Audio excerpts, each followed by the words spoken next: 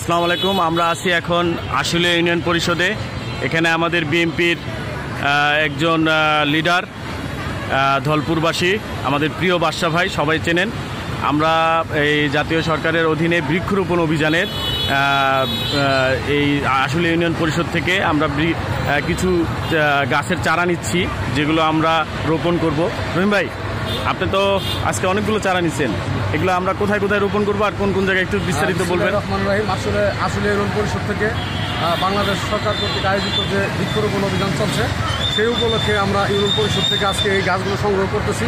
আমাদের দলপুর এলাকায় আমরা এই বৃক্ষরোপণ গাছগুলো বিতরণ করবো এবং সবার মাঝে আর এই গাছগুলো লাগিয়ে দেবো। আসলে বৃক্ষরোপণ ছাড়া বিকল্প নাই। আপনারা যদি অক্সিজেন পেতে চান তাহলে বেশি বেশি গাছ লাগান, পরিবেশ বাঁচান। ধন্যবাদ সকলকে। আসসালামু আলাইকুম। ধন্যবাদ আমাদের রহিম বাদশা ভাইকে।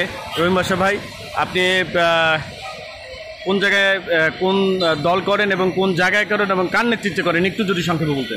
আসলে আমি বিএনপিতে দীর্ঘদিন ধরে আছি। পুজো হওয়ার পর থেকেই আমি আশুলিয়া থানার যুব দলের একজন সদস্য। আমি আশুলিয়া থানা সাবেক ছাত্রনেতা সাধারণ সম্পাদক শাহিন সরকারের নেতৃত্বে বর্তমানে সে যুবদল করে, তার পক্ষে আমি আসলে যুবদলটা করি। এবং